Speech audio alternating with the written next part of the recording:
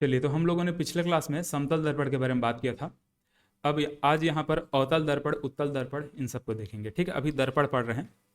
इसके बाद हम लोग लेंस के बारे में भी बात करेंगे। ठीक है, लेंस को भी पढ़ना है। ये दर्पण हम लोग देख रहे हैं।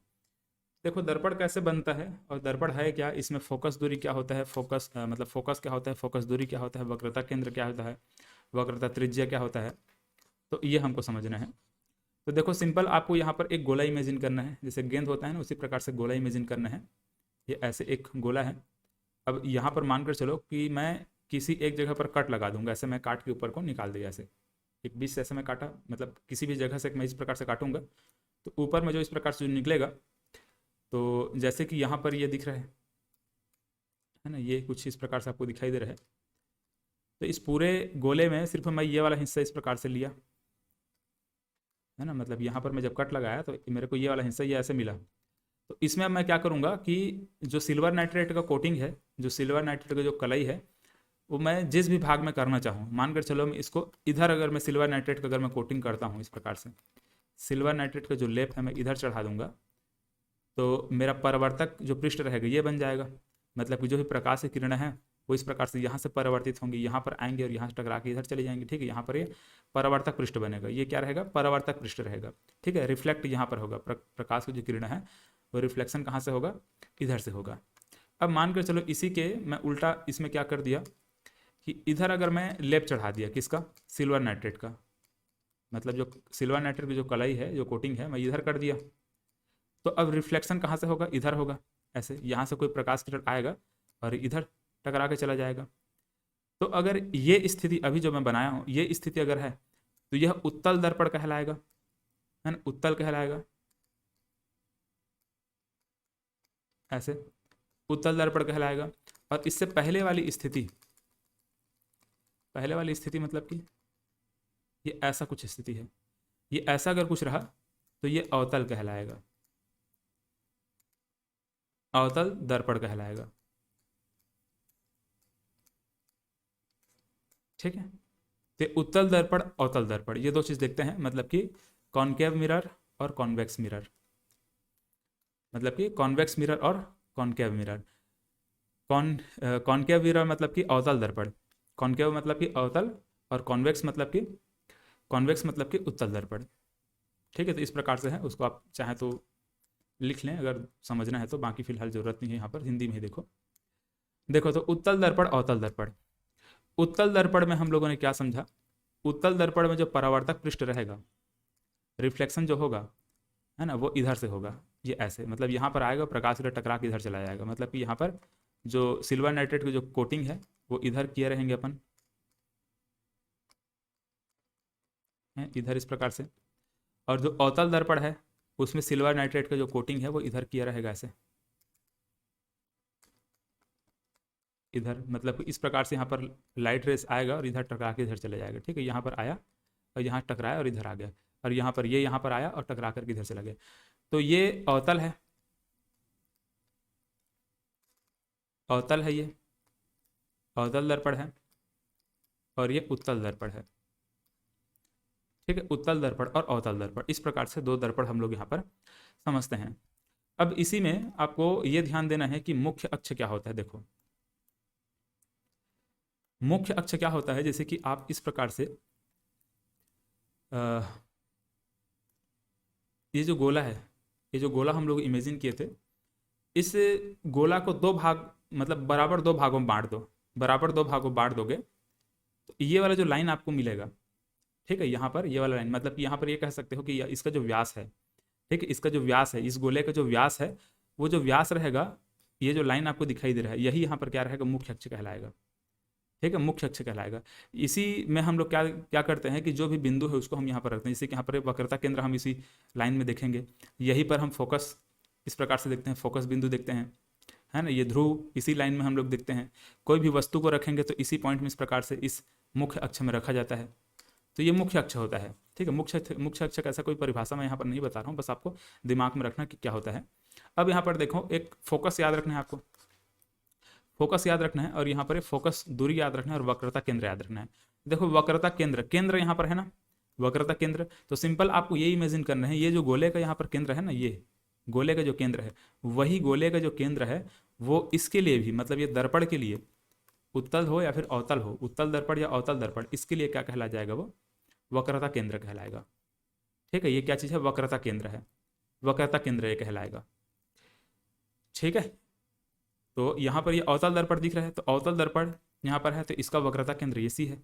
मतलब कि इस गोले का जो केंद्र है, इस गोले का ही केंद्र यहाँ पर वक्रता केंद्र के नाम से हम इसको देखते हैं।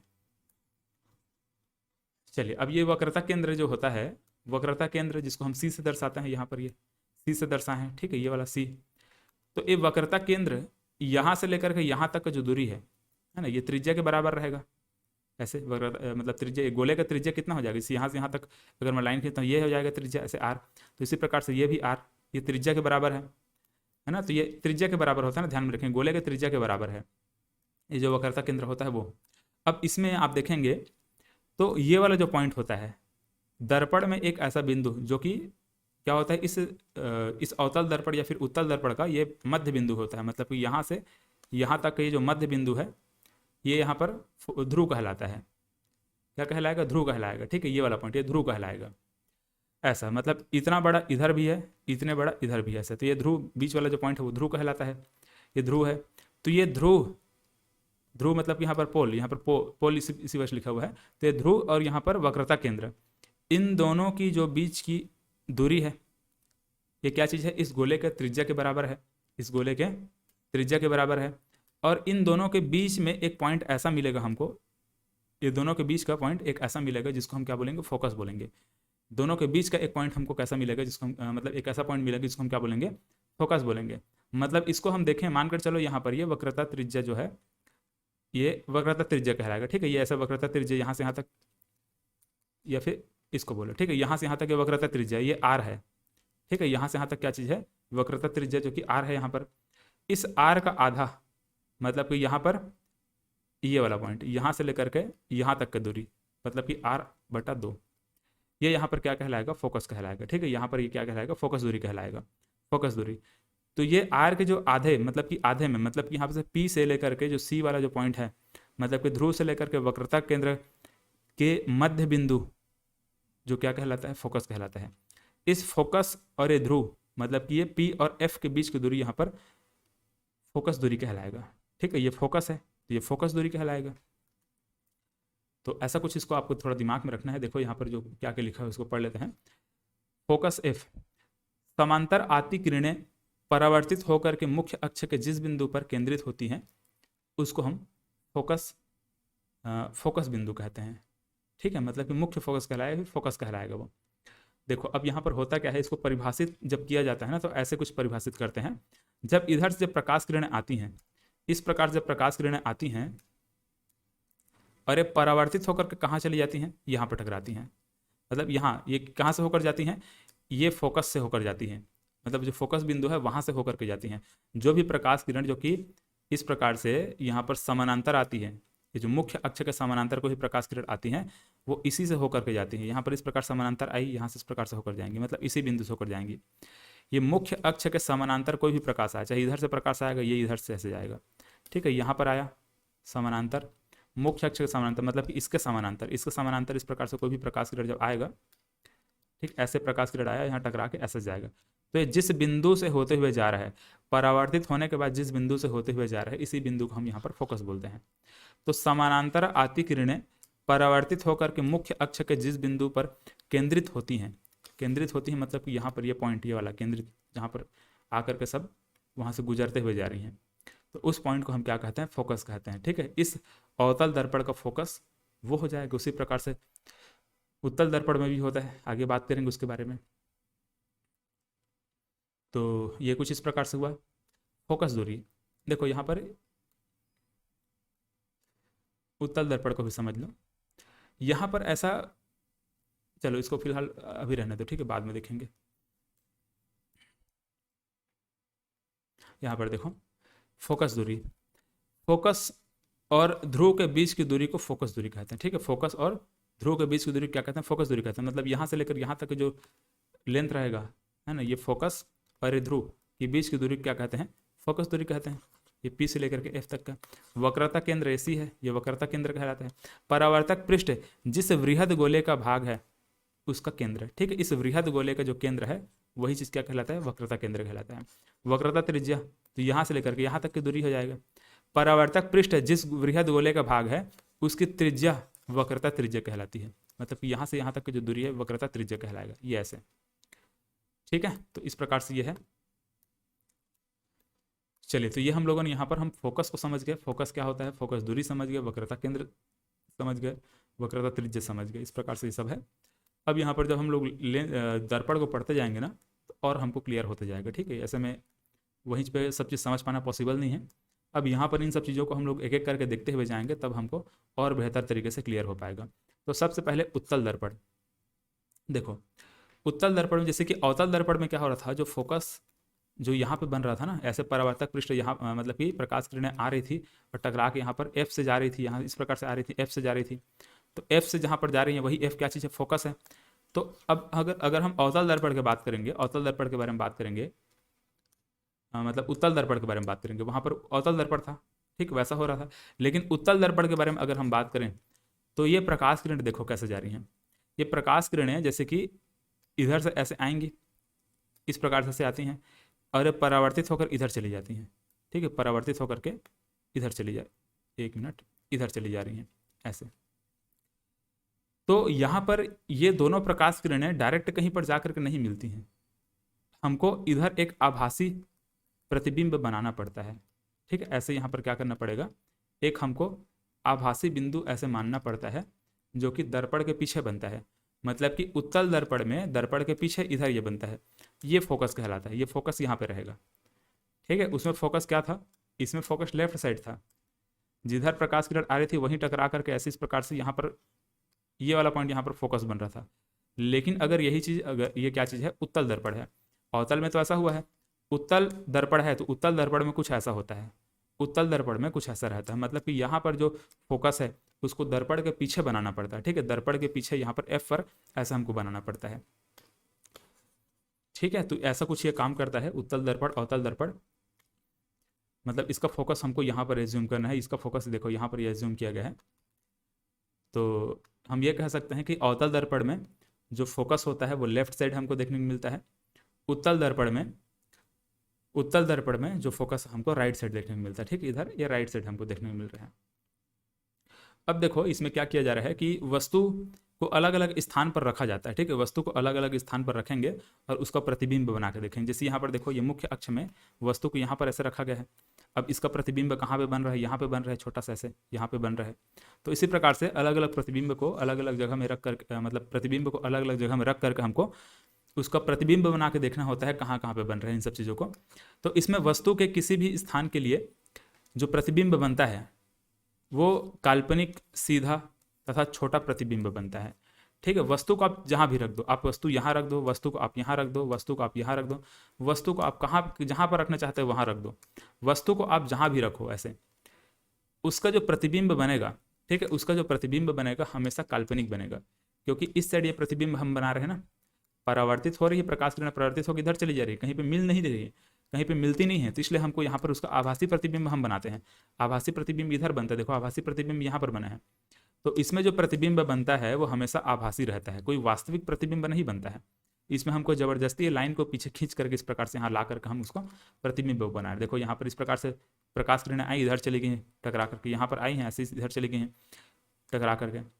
तो इसको हमको खींच करके यहाँ पर ऐसे लाना पड़ता है और जहाँ पर ये दोनों कट रहे हैं वहाँ पर ऐसे हमको इसका प्रतिबिंब को बनाना पड़ता है। तो यहाँ पर जो प्रतिबिंब बन रहा है ये आभासी है, ठीक है। ये क्या चीज़ है, आभासी है या फिर काल्पनिक है, आभासी बोलो या फिर काल्पनिक बोलो। सीधा है, हमेशा क्या बनता है, सीधा प्रतिबिंब बनता है।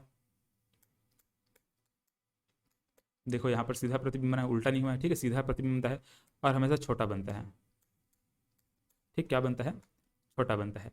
तो काल्पनिक मतलब कि आभासी, सीधा और छोटा, ये तीन इसकी विशेषताएं हैं। उत्तल दर्पण में हमेशा ऐसा होता है, उत्तल दर्पण में हमेशा ऐसा ये होता है, ठीक है। छोटा बनेगा, आभासी बनेगा और काल्पनिक बनेगा, हमेशा ऐसा बनेगा। अरे दो ही स्थिति हम लोग इसीलिए इसमें पढ़ते हैं, ज़्यादा इसमें पढ़ने की जरूरत नहीं है। देखो वस्तु को अगर हम रख दिए अनंत में, मतलब कि ऐसे इन्फानाइट में, बहुत दूर में, अनंत मतलब कि बहुत दूर में ना, जैसे कि हम यहाँ पर कोई ये दर्पण को, ये अवतल उत्तल दर्पण है, यहाँ पर रखें। अब इससे बहुत दूर में अगर हम कोई वस्तु को रखते हैं ऐसे, तो उसको हम अनंत बोलते हैं। तो अनंत में कोई वस्तु है, इससे प्रकाश किरणें इस प्रकार से आएंगी, प्रकाश किरणें इससे टकरा कर कैसे वापस चली जाएंगी, इधर टकराएंगे और इधर इस प्रकार चली जाएंगी, रिफ्लेक्ट होकर के चली जा रही हैं अपने अपने डायरेक्शन में। अब इन दोनों को इस प्रकार से पीछे की ओर खींच करके हमको ऐसे मिलाना पड़ता है, और जिस बिंदु पर मिलेंगे, ये मतलब जिस बिंदु पर मिलेंगे वहीं पर क्या बनता है, प्रतिबिंब बनता है। वहीं पर क्या बनेगा, प्रतिबिंब बनेगा, इमेज बनेगा। ठीक है, तो यहाँ पर ऑब्जेक्ट था और यहाँ पर इमेज बन रहा है। ठीक है, यहाँ पर वस्तु का प्रतिबिंब बन रहा है, ये इमेज बन रहा है। तो जब वस्तु अनंत पर था तो जो प्रतिबिंब है वो फोकस में बन रहा था। देखो ये फोकस में बन रहा है कि नहीं बन रहा है, फोकस में बन रहा है, दर्पण के पीछे बन रहा है। ठीक है, दर्पण के पीछे बन रहा है ना, इधर ये दर्पण है तो दर्पण के पीछे साइड में प्रतिबिंब बनता है, अत्यधिक छोटा बनता है। देखो यहाँ पर बिंदु के आकार का छोटा सा वहाँ पर बन रहा है, बहुत छोटा बनता है, और आभासी बनता है। पहले भी आपको मैं समझा चुका हूँ। ठीक है, आभासी प्रतिबिंब बनता है और सीधा बनता है। ठीक है, सीधा प्रतिबिंब बनता है और आभासी बनता है। चलो, तो इस प्रकार से ये उत्तल दर्पण द्वारा जो प्रतिबिंब है, अगर वस्तु अनंत पर रखा गया है तब ऐसा बनेगा। अब अगर वस्तु को हम रख देंगे अनंत और दर्पण के ध्रुव के बीच में, ठीक है, मतलब इधर अनंत है और यहाँ पर दर्पण का ध्रुव है। ठीक है, यहाँ पर पोल है, तो इधर अनंत और दर्पण के ध्रुव में, मतलब कहीं पर भी इस प्रकार से हमने बीच में रख दिया वस्तु को, अनंत और, ठीक है, अनंत और दर्पण के ध्रुव के बीच में कहीं पर भी रखें, चाहे वो हम फोकस में रखें, चाहे वो सी में रखें, मतलब कि वक्रता केंद्र पर रखें, चाहे वक्रता केंद्र और फोकस के बीच में रखें, चाहे जो भी स्थान में आपको रखना है यहाँ पर रखिए। ठीक है, ऐसे जहाँ भी आपको रखना है रखिए। मतलब कि अनंत और ये पी के बीच में अगर वस्तु को हम रखते हैं तो इसका जो प्रतिबिंब है वो पी और एफ के बीच में बनता है। मतलब कि यहाँ पर ये पी है और ये एफ है, पी और एफ के बीच में ही कहीं पर इस प्रकार से हमको इसका प्रतिबिंब देखने को मिलेगा, है ना। प्रतिबिंब पी और एफ के बीच में ही बनेगा, दर्पण के पीछे बनेगा। ठीक है, दर्पण के पीछे बनेगा ही वो, तो क्योंकि यहाँ पर उत्तल दर्पण लिए हैं, उत्तल दर्पण लेंगे मतलब कि हमेशा उसके पीछे बनेगा, क्योंकि दोनों प्रकाश किरणें एक जगह पे जाकर नहीं टकराती ना, ये आपस में दूर दूर चली जाती है। देखो यहाँ पे ऐसे रिफ्लेक्ट होकर इधर चली गई हैं, ये इधर चली गई हैं, इसी वजह से। तो इसका हमेशा दर्पण के पीछे बनता है ना, दर्पण के पीछे बनता है प्रतिबिंब। छोटा बनेगा, आभासी बनेगा तथा सीधा बनेगा। ठीक है, छोटा बनेगा, आभासी बनेगा और सीधा बनेगा। इसीलिए यहाँ पर यह बोला गया है कि काल्पनिक बनता है, मतलब कि आभासी बनता है, सीधा बनता है, छोटा प्रतिबिंब बनता है, दर्पण के पीछे बनता है। ठीक है, तो दर्पण के पीछे बनेगा और छोटा बनेगा, आभासी बनेगा, ठीक है, और सीधा बनेगा। तो ये उत्तल दर्पण द्वारा प्रतिबिंब जो बनता है उसकी विशेषताएं हैं। तो देख लीजिए इसको, ये इमेज को आपको थोड़ा सा ध्यान रखना है, ये दर्पण के द्वारा कैसे कैसे प्रतिबिंब यहाँ पर बन रहा है, दिमाग में यहाँ पर इमेजिन आप कर पाएंगे तभी प्रश्न बनेगा, वरना मुश्किल है। ठीक है, ये दोनों को आप लोग अच्छे से ध्यान से देख लीजिए। चलिए, तो अगर अनंत में है तो फोकस में बनेगा प्रतिबिंब, अनंत और ये पी के मध्य है तो यहाँ पर ये पी और एफ के मध्य कहीं पर भी वस्तु का प्रतिबिंब बनेगा। और क्या बनेगा, हमेशा सीधा बनेगा, छोटा बनेगा। ठीक है, छोटा बनेगा, सीधा बनेगा और हमेशा काल्पनिक बनेगा। ठीक है, वास्तविक प्रतिबिंब इसमें नहीं मिलता है। चलो, तो ये उत्तल दर्पण हुआ। अब इसके बाद हमको क्या समझना है, अवतल दर्पण। अवतल दर्पण, अब अवतल दर्पण में बहुत सारा हमको स्थितियां पढ़ने को मिलता है, देखते हैं उसको। देखिए, अब अवतल दर्पण के द्वारा जो भी प्रतिबिंब का बनना है वो कैसे बनता है उसको हम लोग यहाँ पर समझते हैं। देखिए, तो सबसे पहले तो हम जब वस्तु को अनंत में रख देते हैं, ठीक है, इन्फिनिटी में रख देते हैं वस्तु को, जब हम अनंत में रखते हैं तो इस प्रकार से प्रकाश किरणें पहुंचेंगी, दो प्रकाश किरणों को हमको लेना है और ऐसे इस अवतल दर्पण से टकरा करके वो एफ में जा करके मिल जाती हैं। ठीक है, एफ में जा करके कन्वर्ज हो जाती हैं। तो एफ में जा करके जब कन्वर्ज होती हैं, एफ में जा करके मिलती हैं तो प्रतिबिंब यहीं पर बनेगा। तो यहाँ पर जो प्रतिबिंब बनता है, मतलब जो प्रतिबिंब बनेगा, जो इमेज बनेगा वो फोकस पर बनता है। मतलब वस्तु अगर अनंत में है तो फोकस में प्रतिबिंब बनता है, वास्तविक प्रतिबिंब बनेगा।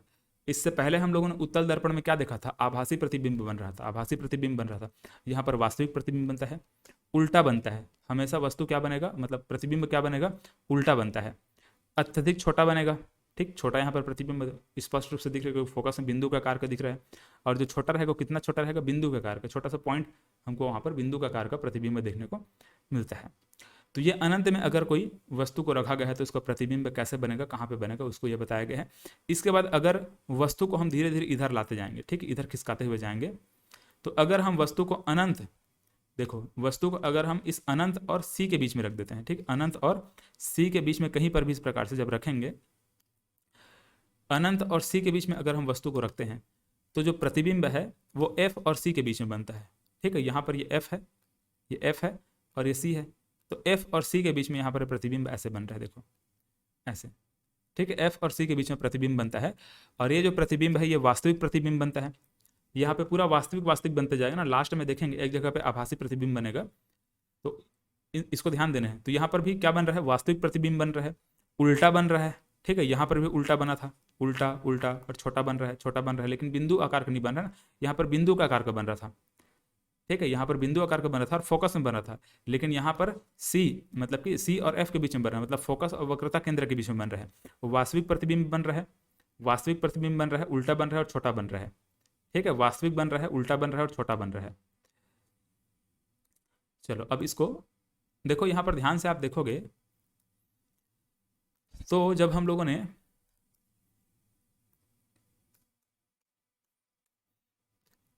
प्रतिबिंब को मतलब वस्तु को हम लोगों ने अनंत में रखा था, अनंत में जब रखे थे तो यहाँ पर एफ में प्रतिबिंब बन रहा था। वस्तु को हम अगर अनंत में रखे हैं तो यहाँ पर प्रतिबिंब एफ में बन रहा है। वस्तु को हम कुछ दूरी इधर खिसका के ले आए, मतलब कि इधर ले आए हैं अपन, वस्तु को हम कहाँ ले आए हैं, अनंत और सी। ठीक है, यहाँ पर सी और अनंत के बीच में जब लाते हैं तो ये जो प्रतिबिंब यहाँ पर रहा था वो इधर खिसक के यहाँ पर बन जाता है ना। मतलब कि यहाँ पर ध्यान से देखोगे तो जैसे जैसे हम इधर वस्तु को इधर खिसकाते खिसकाते जाएंगे वैसे वैसे प्रतिबिंब इधर खिसकते खिसकते आएगा, है ना। वस्तु किधर खिसकते जाएगा, ये राइट डायरेक्शन में खिसकाते खिसकाते जाएंगे तो प्रतिबिंब हमारा इधर खिसकते आता है। ठीक है, तो मतलब यहाँ पर देखो प्रतिबिंब अगर हम वस्तु को हम अगर हम यहाँ पे रखे हैं तो प्रतिबिंब यहाँ पे बनेगा। अब वस्तु को अगर मैं सी में रख दूंगा ऐसे, वस्तु को अगर मैं सी में रखूंगा तो इसका प्रतिबिंब भी सी में बन जाएगा ऐसे। वस्तु को अगर मैं यहाँ पर रखूंगा तो प्रतिबिंब भी इधर बनेगा। वस्तु को मैं एफ में रख दूंगा तो प्रतिबिंब इधर बन जाएगा, मतलब अनंत में बन जाएगा। ठीक है, ऐसे टाइप का ये चलते जाता है। वस्तु को मैं राइट साइड खिसका रहा हूँ, प्रतिबिंब लेफ्ट खिसकते जा रहा है ना, प्रतिबिंब लेफ्ट खिसकते जा रहा है और बड़ा होता जा रहा है, ध्यान में रखेंगे। ठीक है, तो दो स्थिति हम लोगों ने देखा। अब देखो तीसरा स्थिति, वस्तु को अगर मैं सी में रखता हूँ, ठीक है, यहाँ पर देखो सी में वक्रता केंद्र में रखता हूँ तो इसका प्रतिबिंब भी सी में बनेगा। अभी जस्ट बताया आपको मैं, सी में ही प्रतिबिंब इस प्रकार से बनेगा और वास्तविक प्रतिबिंब बनेगा और उल्टा बनेगा। ठीक है, यहाँ उल्टा लिख लीजिए इसको, उल्टा उल्टा प्रतिबिंब बनेगा और समान आकार का बनेगा। देखो ये और ये दोनों का लंबाई क्या है, समान है। ठीक है, समान आकार का बनेगा। जब सी में प्रतिबिंब बनता है तो दोनों क्या हो जाता है, समान आकार का बनता है। चलो अगला देखो, यहाँ पर सी और एफ के बीच में अगर मैं रखूंगा, ठीक है, यहाँ पर सी है और यहाँ पर एफ है, तो सी और एफ के बीच में अगर मैं प्रतिबिंब को रखता हूँ तो ये और इधर खिसकता है प्रतिबिंब। मतलब वस्तु को अगर मैं रखता हूँ यहाँ पर इस प्रकार से, सी और एफ के बीच में अगर मैं वस्तु को रखा हूँ तो प्रतिबिंब यहाँ पर बनेगा, मतलब कि अनंत और सी के बीच में बनेगा। ये अनंत और सी के बीच में बनेगा, है ना। देखो ये सी और अनंत के बीच में वस्तु का प्रतिबिंब बनता है। वास्तविक बनेगा, उल्टा बनेगा।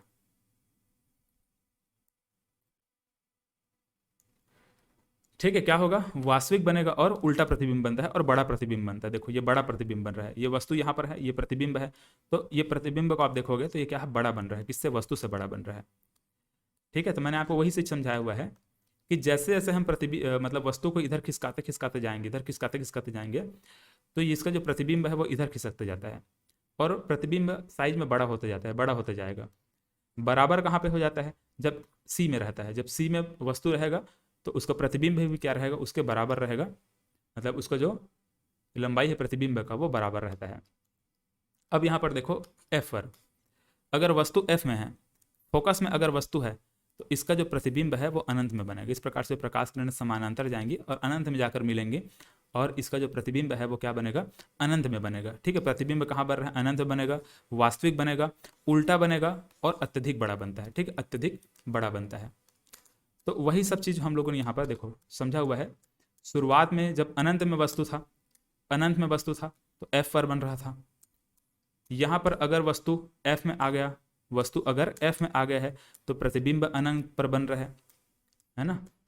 वैसी अगर वस्तु को हम धीरे धीरे खिसकाते खिसकाते यहाँ पर लाए हैं, मतलब अनंत और सी के बीच में लाए हैं, अनंत और सी के बीच में लाए हैं, तो यहाँ पर एफ और सी के बीच में यहाँ पर प्रतिबिंब बन गया। और इसी प्रकार से अगर सी में आ गया तो सी में ही प्रतिबिंब बना, बड़ा प्रतिबिंब मतलब कि बराबर बना है, ठीक है, बराबर बना है, उल्टा बना है, वास्तविक बना है। इसी प्रकार से अगर मैं ये एफ मतलब सी और एफ के बीच में अगर वस्तु को मैंने रखा हुआ है तो यहाँ पर अनंत और सी के बीच में यहाँ पर प्रतिबिंब बन जा रहा है, तो ऐसा टाइप का है। अब देखो लास्ट कंडीशन याद रखना, मैं वस्तु को और खिसकाते खिसकाते नज़दीक लेकर चला गया, मतलब यहाँ पर एफ था, एफ से भी नज़दीक मैं इधर आ गया, ठीक है, एफ से भी नज़दीक मैं और इधर खिसकते जा रहा हूँ, खिसकते जा रहा हूँ। अब मैं देखो एफ और यहाँ पर पी, यहाँ पर एफ और यहाँ पर पी के बीच में अगर मैं कहीं पर वस्तु को रख देता हूँ, एफ और पी के बीच में अगर वस्तु को रखता हूँ तो इस प्रकार से जो प्रकाश किरणें हैं परावर्तित होंगी और ये कहीं पर भी जाकर नहीं मिलेंगी, इसीलिए इसको हम पीछे की ओर इस प्रकार से खिसकाते हैं और पीछे की ओर एक जगह पर मिलाते हैं और जहाँ पर मिलेगा वहीं से हम ऐसे वस्तु का ये प्रतिबिंब बनाते हैं। तो वस्तु का प्रतिबिंब यहाँ पर बनेगा, ठीक है, ऐसे, और आभासी बनेगा, ठीक है, ऐसे आभासी प्रतिबिंब बनेगा, ध्यान में रखेंगे। वस्तु का प्रतिबिंब यहाँ पर क्या बन रहा है, आभासी बन रहा है, बड़ा बन रहा है और दर्पण के पीछे बन रहा है। देखो दर्पण के पीछे बन रहा है, आभासी बन रहा है और सीधा बन रहा है और बड़ा बन रहा है। ये सब में आप ध्यान से देखोगे तो उल्टा उल्टा प्रतिबिंब बना था, सब में उल्टा उल्टा प्रतिबिंब बना था, उल्टा था, उल्टा था, ये उल्टा उल्टा, सब में उल्टा बना था, लेकिन सिर्फ यही एक ऐसा प्रतिबिंब बन रहा है जो कि आभासी बन रहा है, ठीक है, आभासी बन रहा है, सीधा बन रहा है और दर्पण के पीछे बन रहा है, ठीक है, दर्पण के पीछे आभासी, इस प्रकार से ऐसा कुछ ये प्रतिबिंब बनता है। तो ये है अवतल दर्पण। अवतल दर्पण में देखोगे तो हमेशा हर कंडीशन में जो वस्तु का प्रतिबिंब है यहाँ पर, यहाँ तक तो हमको उल्टा प्रतिबिंब देखने को मिला था, ठीक है, यहाँ तक उल्टा उल्टा हम देखे थे, उल्टा बन रहा था। यहाँ पर जब हम लोग देखें तो यहाँ पर ये सीधा प्रतिबिंब रहा है, सीधा बन रहा है पर आभासी बन रहा है। इधर उल्टा तो बन रहा था लेकिन वास्तविक प्रतिबिंब बन रहा था, वास्तविक प्रतिबिंब बना रहा था ना। चलो, तो इस प्रकार से यहाँ पर हम लोगों ने क्या समझा, अवतल दर्पण द्वारा प्रतिबिंब के बनने का जो कंडीशन है उसको समझ लिया। अब देखो यहाँ पर कुछ क्वेश्चन देखोगे तो और ज़्यादा समझ में आएगा। निम्नलिखित में से किस स्थिति में कोई अवतल दर्पण बिंब से, बिंब मतलब कि वस्तु, प्रतिबिंब नहीं ना, यहाँ पर ध्यान रखेंगे ये क्या चीज़ है, वस्तु है, बिंब मतलब यहाँ पर वस्तु के लिए बोल रहा है ऐसे। निम्नलिखित में से किस स्थिति में कोई अवतल दर्पण बिंब से मतलब कि वस्तु से बड़ा वास्तविक प्रतिबिंब बना सकता है? कौन सा स्थिति है जिसमें कोई अवतल दर्पण वस्तु से बड़ा प्रतिबिंब बना सकता है और वास्तविक प्रतिबिंब बना सकता है, बताओ। अब यहाँ पर क्या कह दिया गया, जब यहाँ पर बिंब मतलब कि वस्तु, जब वस्तु दर्पण के वक्रता केंद्र पर हो। जब वस्तु दर्पण के वक्रता केंद्र पर होता है तो बराबर है ना, बराबर हम लोगों ने देखा है, बराबर प्रतिबिंब बन जाता है। प्रतिबिंब का ऊंचाई कितना रहता है, बराबर रहता है, प्रतिबिंब की लंबाई बराबर बन जाता है, तो ये तो होगा नहीं। जब बिंब मतलब कि वस्तु, बिंब मतलब कि वस्तु दर्पण के ध्रुव है ना, जब बिंब दर्पण के ध्रुव और फोकस पर हो, दर्पण के ध्रुव और फोकस पर रहता है तो आभासी प्रतिबिंब हम लोगों ने देखा, ठीक है। लास्ट वाला कंडीशन ये था ना, ये लास्ट वाला कंडीशन, फोकस और यहाँ पर ध्रुव पर, फोकस और ध्रुव पर जब वस्तु रहता है तो आभासी प्रतिबिंब बनता है, लेकिन हमको तो यहाँ पर वास्तविक प्रतिबिंब बना है, तो ये तो हो भी नहीं सकता ऐसे, है ना। और हमको अगला देखो यहाँ पर, जब बिंब मतलब कि जब वस्तु दर्पण के फोकस और वक्रता केंद्र के बीच हो, फोकस और वक्रता केंद्र के बीच हो, तब क्या वास्तविक प्रतिबिंब बनेगा? हाँ बनेगा, वास्तविक प्रतिबिंब बनेगा। और क्या बोल रहे हैं, किस स्थिति में कोई वस्तु बड़ा प्रतिबिंब बनेगा? हाँ बड़ा प्रतिबिंब बनेगा, ठीक है। अभी मैं दिखाता हूँ कैसे बनेगा।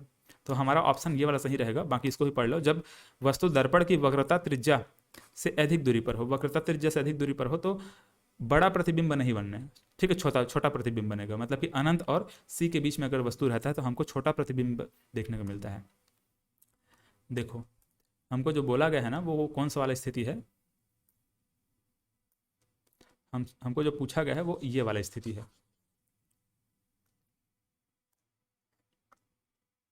दर्पण के फोकस और वक्रता केंद्र के बीच में अगर वस्तु रहता है, दर्पण के ये फोकस और वक्रता केंद्र के बीच में जब वस्तु रहता है तो हमको बड़ा प्रतिबिंब प्राप्त होता है ना। देखो ये बड़ा प्रतिबिंब प्राप्त होता है, वास्तविक प्रतिबिंब प्राप्त होता है, और उल्टा रहता है ये, है ना। तो यही वाला स्थिति है जिसमें हमको वास्तविक प्रतिबिंब बोला था, बड़ा बोला था, तो ये हमको प्राप्त हुआ, ठीक है। चलो, तो इसका ऑप्शन जो सी है वो सही है। अगला क्वेश्चन देख लो, किसी अवतल दर्पण पर आपतित सूर्य की किरणें दर्पण के सामने 15 सेंटीमीटर दूरी पर अभिसरित होती है। अभिसरित होती है मतलब कन्वर्ज होती हैं, आपस में आकर के मिल जाती हैं। जब इस प्रकार से दो प्रकाश किरणें आएंगी और कहीं पर एक पॉइंट पर जाकर जब मिल जाती है ना दोनों, तो उसको अभिसरित बोलते हैं, कन्वर्ज होती हैं। तो क्या बोल रहा है कि सूर्य की किरणें दर्पण के सामने 15 सेंटीमीटर दूरी पर अभिसरित होती हैं। इस दर्पण के सामने किसी बिंब मतलब कि किसी वस्तु को कहाँ रखें कि इसका समान साइज का प्रतिबिंब बने। बिंब मतलब वस्तु होता है, प्रतिबिंब मतलब उसका इमेज होता है ना, उसका इमेज होता है प्रतिबिंब मतलब। देखो हमसे जो यहाँ पर क्वेश्चन पूछा गया है ना, इस क्वेश्चन को आप ध्यान से समझो। एक अवतल दर्पण बोला है, ठीक है, अवतल दर्पण इस प्रकार से हो गया, ये अवतल दर्पण है। पर सूर्य की किरणें दर्पण के सामने 15 सेंटीमीटर पर अभिसरित होती है, मतलब 15 सेंटीमीटर इस प्रकार से आती हैं और कन्वर्ज हो जाती हैं, मिल रहा है इस प्रकार से आएंगी और एक पॉइंट पर जाकर के कन्वर्ज हो जाएंगी, अभिसरित हो जाएंगी। मतलब कि एक पॉइंट हमको ऐसे यहाँ पर मिलेगा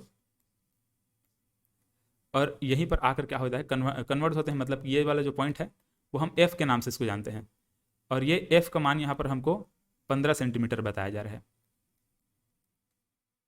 ठीक है, एफ का मान यहाँ पर क्या बता रहा है, 15 सेंटीमीटर, क्योंकि यहाँ पर कन्वर्ट होती है बोल रही है ना, एफ पर आकर क्या होती हैं, अभिसरित होती है बोल रही है। मतलब कि यहाँ पर भी प्रकाश किरणें आकर के कन्वर्ट हो जाएंगी, और भी प्रकाश किरणें ऐसे आप बनाओगे तो वो भी यहीं पर आकर कन्वर्ट होंगी, ऐसे इस प्रकार जैसा भी आप बनाओ यहीं पर आकर कन्वर्ट होंगी। मतलब कि जो फोकस बिंदु रहेगा ये एफ यहीं पर है, मतलब कि ये एफ का दूरी हमको दे दिया है कितना, 15 सेंटीमीटर एफ है। इस दर्पण के सामने बिंब को कहाँ रखें कि इसका समान साइज का प्रतिबिंब बने। अब हमको समान साइज का प्रतिबिंब बनाना होता है तो हमेशा हम क्या करते हैं, जो वस्तु होता है ना, जो बिंब होता है, जो वस्तु होता है, उसको हमको सी में रखना पड़ता है। जब सी में ऐसे वस्तु को हम रखेंगे तो इसका जो प्रतिबिंब बनता है इसके जस्ट उल्टा, मतलब यहीं पर इसी बिंदु पर नीचे साइड ऐसा हमको समान साइज का प्रतिबिंब देखने को मिलता है। ठीक है, समान साइज का, ठीक है, समान साइज का प्रतिबिंब हमको बनाना था तो हमको सी में रखना पड़ेगा, सी में रखना पड़ेगा, है ना, सी में रखेंगे। अब देखो यहाँ पर जब 15 सेंटीमीटर हमको ये वाला दूरी दिया हुआ है, 15 सेंटीमीटर मतलब एफ का मान हमको, फोकस दूरी हमको कितना दिया है, 15 सेंटीमीटर दी है, तो यहाँ से यहाँ तक की दूरी कितना रहेगा, ये भी 15 सेंटीमीटर रहेगा, है ना, ये 15 सेंटीमीटर है ये, क्योंकि यहाँ पर हम जानते हैं कि ये सी और ये वाला पॉइंट मतलब कि पी और सी के बीच ये वाला जो दूरी होता है उसका जस्ट आधा होता है ये फोकस दूरी, है ना, मतलब कि वक्रता त्रिज्या का जस्ट आधा क्या होता है, फोकस दूरी होता है। तो ये 15 मिल गया, ये 15 मिल गया, 15 दूनी 30 मीटर हमारा, 30 सेंटीमीटर हमारा क्या हो जाएगा, सही आंसर हो जाएगा। 30 सेंटीमीटर क्या हो जाएगा, सही आंसर हो जाएगा। तो कुछ ऐसे इसको आपको बनाना है, बहुत आसान क्वेश्चन था। देखो अगला क्वेश्चन यहाँ पर क्या बोल रहा है, निम्न में से किस प्रकार का प्रकाश टेलीविजन रिमोट से उस उपकरण को संकेत देता है जिसे वह नियंत्रित करता है। तो जब हम रिमोट से किसी टीवी को कंट्रोल करते हैं ना, किसी टीवी को हम कंट्रोल करते हैं रिमोट से कंट्रोल कर, मतलब कि एसी को कंट्रोल करते हैं, किसी भी उपकरण को जब हम रिमोट से कंट्रोल करते हैं तो वहाँ से एक लाइट बीम निकलता है। ठीक है, एक लाइट निकलता है जो कि हमको दिखाई नहीं देता ना, क्योंकि हम सिर्फ दृश्य प्रकाश को ही देख सकते हैं, विजुअल लाइट को ही देख सकते हैं, जबकि वहाँ पर जो लाइट निकलता है वो इंफ्रारेड होता है, रेड से भी आगे होता है इंफ्रारेड। उस इंफ्रारेड को आप नहीं देख पाओगे, इंफ्रारेड को हम नहीं देख पाते हैं, लेकिन वो क्या होता है, रेड से भी आगे हमारा जो पॉइंट होता है वो क्या कहलाता है, इंफ्रारेड कहलाता है। तो इंफ्रारेड मतलब कि अवरक्त, ठीक है, ये अवरक्त किरणें होती हैं। अवरक्त किरणें क्या बोलते हैं, इंफ्रारेड बोलते हैं। जिसका सही आंसर क्या रहेगा, ये रहेगा। रिमोट में जो जो लाइट बीम का उपयोग होता है ना, वो अवरक्त किरणों का ही उपयोग करते हैं।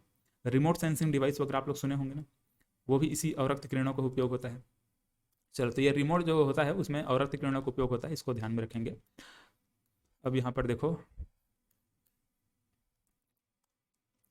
एक उत्तल दर्पण जिसकी फोकल लंबाई एफ है, वायु में, मतलब वायु में अगर कोई उत्तल दर्पण है, इस प्रकार से ये दर्पण है और ये उत्तल दर्पण है, इसकी फोकल लंबाई कितना है, एफ है बोला जा रहा है। ठीक, ये एफ फोकल लंबाई है। को एक द्रव जिसका न्यू यहाँ पर कितना दिया हुआ है, 4/3 दिया हुआ है। मतलब इसका जो अपवर्तनांक है, इसका जो अपवर्तनांक है वो कितना दे दिया है, 4/3 दिया है, किसका, द्रव का, द्रव। ठीक, इस प्रकार से ये द्रव है, मानकर चलो ऐसे, इसका जो अपवर्तनांक है वो कितना है, 4/3 दिया हुआ है। अब इस द्रव में मतलब मान चलो द्रव क्या चीज़ है, पानी है, ठीक है, पानी। और वैसे भी देखोगे तो पानी का लगभग इतना ही होता है। तो ये जो अपवर्तनांक है पानी का लगभग इतना ही होता है। तो ये पानी में हमको क्या क्या करने के लिए बोल रहा है, डुबाने के लिए बोल रहा है। द्रव में दर्पण को द्रव में दर्पण को फोकल लंबाई क्या होगी, मतलब कि जब द्रव में हम ये दर्पण को डुबा देंगे, इस दर्पण को हम ये पानी में जब डुबा देंगे, मतलब कि इस द्रव में जब डुबा देंगे तो इस दर्पण का फोकल लंबाई क्या हो जाएगी, ठीक है, ये हमसे पूछा जा रहा है। तो देखो यहाँ पर एक सिंपल सा चीज़ आप लोग याद रखेंगे, जब दर्पण की बात करेगा, चाहे वो उत्तल दर्पण हो चाहे वो अवतल दर्पण हो, उसमें मतलब उसको अगर हम किसी द्रव में डुबाते हैं तो उसके फोकल लंबाई पर, मतलब कि फोकल लेंथ पर किसी भी प्रकार का कोई भी परिवर्तन नहीं होता है। उसकी फोकस जो होता है, उसकी फोकस जो लंबाई होता है, फोकस दूरी जो होता है, उसमें किसी भी प्रकार से परिवर्तन नहीं होता है दर्पण में, क्योंकि इसमें परावर्तन का सिद्धांत काम करता है ना। ऐसे प्रकाश किरणें आती हैं, परावर्तित होकर उसी डायरेक्शन में निकल जा रही हैं, उसी माध्यम में चली जाती हैं। यही पर अगर हमसे बोला जाता है कि इस प्रकार से ये लेंस है ना, उत्तल लेंस है। उत्तल लेंस में होता क्या है, इसमें परावर्तन ना होकर इसमें अपवर्तन होता है। ऐसे प्रकाश किरणें अपवर्तित होती हैं, प्रकाश किरणें मुड़ जाती हैं। तो यहाँ पर अगर हम इस लेंस को अगर डुबाते हैं द्रव में, तो वहाँ पर उसकी जो फोकल लंबाई है उसमें परिवर्तन हमको देखने को मिलता। लेकिन अगर हम दर्पण को किसी भी द्रव में डुबाएंगे, चाहे उसका अपवर्तनांक कुछ भी रहे, उसके फोकल लंबाई पर कोई भी प्रभाव नहीं पड़ेगा। मतलब उसका फोकल लंबाई एफ का एफ रहेगा, ठीक है। पहले कितना था, ये एफ था, तो एफ ही रहेगा, ठीक है। किसी भी प्रकार से हमको परिवर्तन देखने को नहीं मिलेगा। चलो वही चीज यहाँ पर नीचे में लिखा गया है, देखो। दर्पण की फोकस दूरी माध्यम के अपवर्तनांक, मतलब कि रिफ्रैक्टिव इंडेक्स ना, इस अपवर्तनांक को क्या बोलते हैं, रिफ्रैक्टिव इंडेक्स बोलते हैं। तो माध्यम के रिफ्रैक्टिव इंडेक्स पर निर्भर नहीं करता, किसका, दर्पण का, क्योंकि दर्पण में केवल परावर्तन की घटना होती है। दर्पण में केवल परावर्तन की घटना होती है, इसीलिए ये अपवर्तनांक पर निर्भर नहीं करता, किसी भी द्रव के अपवर्तनांक पर निर्भर नहीं करता। यदि प्रश्न में लेंस दिया होता तो उसे द्रव में डूबने पर फोकस दूरी में परिवर्तित, मतलब फोकस दूरी परिवर्तित हो जाता, ठीक है। अगर इसी द्रव में अगर हम लेंस को डुबाते, इस प्रकार से हम लोगों ने लेंस को डुबा दिया, तो लेंस का जो फोकस दूरी वो परिवर्तित होता। लेंस का फोकस दूरी या तो बढ़ जाता है तो घट जाता, ठीक है, जो भी होता। तो यहाँ पर हम लोगों ने ये समझा कि अगर हमको दर्पण दिया रहेगा तो हमको फोकस दूरी में कोई भी परिवर्तन नहीं लाना है, जबकि लेंस दिया रहेगा तो वहाँ पर हमको परिवर्तन देखने को मिलेगा। आगे जब हम लोग लेंस पढ़ लेंगे ना, उसके बाद इसके बारे में बात करेंगे। अब देखो अगला क्वेश्चन यहाँ पर क्या बोला जा रहा है, अवतल दर्पण का उपयोग कहाँ पर नहीं होता, ठीक है। अब इन सबको मतलब इसको समझने के लिए हमको इसको ध्यान देना होगा। देखो तो यहाँ पर पहले ऑप्शन को पढ़ लो, उसके बाद आगे हम लोग इसको देखेंगे। अवतल दर्पण का उपयोग कहाँ पे नहीं होता, टार्च में होता है क्या, होता है। सेविंग दर्पण के रूप में होता है क्या, यहाँ पर भी होता है। रियर व्यू दर्पण के रूप में होता है क्या। रियर व्यू दर्पण मतलब कि जब गाड़ी में लगा होता है ना, गाड़ी में पीछे देखने के लिए एक दर्पण लगा होता है, या फिर सामने में ऐसे जब जो ड्राइवर होता है उसके जस्ट सामने में यहाँ पर एक दर्पण लगा रहेगा बीच में, पीछे की वस्तुएं मतलब पीछे की जो भी गाड़ी मोटर है वो सब हमको उसमें दिखते रहता है, पीछे से क्या आ रहा है क्या नहीं आ रहा है वो सब हमको दिखता है। तो रियर व्यू दर्पण में क्या लगा होता है, अवतल दर्पण, और क्या है, हेडलाइट दिया हुआ है। तो इन चारों में सही आंसर क्या है, ये रियर व्यू दर्पण है। रियर व्यू जो दर्पण होता है ना, वो अवतल दर्पण ना होकर उत्तल दर्पण रहता है। ये क्या रहेगा, उत्तल दर्पण रहेगा।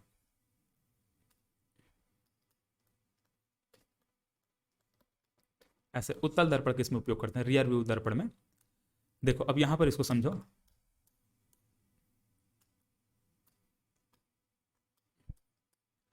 ये अवतल दर्पण उत्तल दर्पण का उपयोग कहाँ कहाँ पे होता है ना, उसको यहाँ पर बताया गया। देखो तो जो उत्तल दर्पण होता है उसका उपयोग रियर व्यू मिरर में होता है, अभी जस्ट मैंने बताया, ठीक है। रियर व्यू जो मिरर होता है, जैसे कि यहाँ पर आप देखोगे ये है, ये गाड़ी चलाते रहोगे तो ऐसे सामने में एक दर्पण लगा होता है। इससे हम पीछे में क्या क्या वस्तु मतलब क्या क्या गाड़ी आ रहा है, कौन कौन जा रहा है, कौन क्या कर रहा है, वो सब हम पीछे से देखते हैं, ठीक है। तो ये रियर व्यू मिरर में लगा होता है।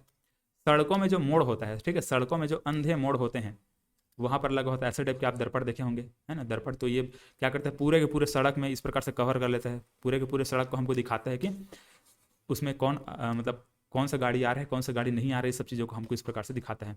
तो ये जो होता है ये होता है उत्तल दर्पण, ये उत्तल दर्पण होता है। स्ट्रीट लैंप होता है ना, स्ट्रीट लैंप मतलब सड़कों में जो लैंप लगा होता है वहाँ पर इसका उपयोग होता है। तो इनका दृष्टि क्षेत्र बहुत बड़ा होता है, ठीक है। ये बहुत बड़े क्षेत्र को इस प्रकार से छोटा से मिरर में हमको दिखा देता है। मतलब छोटे से जो उत्तल दर्पण होता है, छोटा सा जो उत्तल यहाँ पर मतलब कॉन्वेक्स मिरर जो होता है, वो हमको बड़ा सा यहाँ पर जो क्षेत्र है उसको दिखाता है कि यहाँ पर क्या क्या चीज़ें हैं। मतलब दृष्टि क्षेत्र जो होता है इसका बहुत बड़ा होता है। इसी के जस्ट उल्टा यहाँ पर देखो अवतल दर्पण, कॉनकेव मिरर। जो कॉनकेव मिरर होता है इसमें कहाँ कहाँ उपयोग करते हैं, डॉक्टरों द्वारा उपयोग किया जाता है। दंत विशेषज्ञ होता है ना डॉक्टर, इस प्रकार से डेंटिस्ट जो होता है वो इस प्रकार से अवतल दर्पण का ही उपयोग करता है। दाढ़ी बनाने का जो मिरर होता है, ये दाढ़ी बनाने के इस प्रकार से जो मिरर होता है उसमें भी यहाँ पर अवतल दर्पण का उपयोग करते हैं, है ना। ये क्या है ना, ज़्यादा बहुत बड़े क्षेत्र को यहाँ पर नहीं दिखाता, ये क्या करता है, ये छोटे क्षेत्र को दिखाता है। जैसे कि यहाँ पर बहुत बड़ा दृष्टि क्षेत्र इसका क्या था, बहुत बड़ा क्षेत्र था ना, इसमें ऐसा इसका दृष्टि क्षेत्र नहीं होता, ये छोटे से जगह को ये कवर करता है ना, मतलब बहुत कम एरिया को कवर करता है ये। तो जो अवतल दर्पण होता है इसका उपयोग देखो, है ना, इसका उपयोग यहाँ पर दाढ़ी बनाने के ऊपर, दाढ़ी बनाते हैं तो उसका उपयोग होता है। सोलर कुकर जब तैयार करते हैं तो वहाँ पर भी इसका उपयोग किया जाता है। टॉर्च जो होता है, टॉर्च में भी इसका उपयोग होता है ना। टॉर्च जो होता है, टॉर्च के पीछे साइड में इस प्रकार से लगा रहेगा। सर्च लाइट होता है, वहाँ पर भी इसको उपयोग करेंगे। जैसे यहाँ पर देखो सर्च लाइट, ऐसे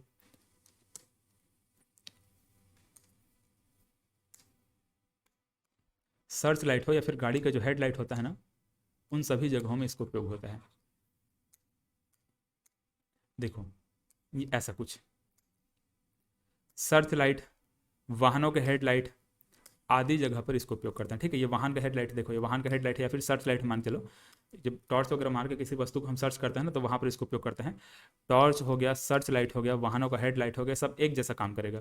जैसे यहाँ पर ये क्या चीज़ है, ये बल्ब है, ये बल्ब से किरणें निकलेंगी ऐसे और इससे टकराएंगे और टकरा करके इधर सीधे चले जाएंगे ऐसे, है ना, यह टकराएंगे ऐसे और ऐसे चले जाएंगे